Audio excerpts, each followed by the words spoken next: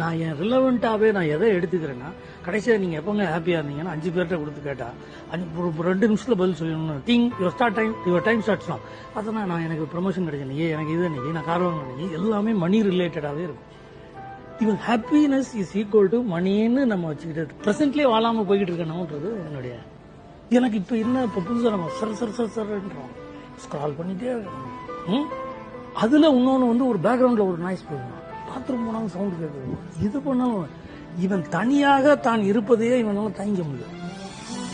இவனுக்கு ஒரு சவுண்டு தேவைப்படுது, பயப்படுறான்னு சவுண்டாக அப்படி தப்பிச்சு. ஏன்னா தன் எண்ணத்துலேருந்தே தான் தப்பிச்சுக்கிறதுக்கு ஒரு வாய்ப்பு என்னடா இருக்குன்னா சவுண்டு போடுறது. நான் எல்லாருமே வந்து ஒரு அப்ரூவல் சிண்ட்ரோம்லேயே போகிறோமோ.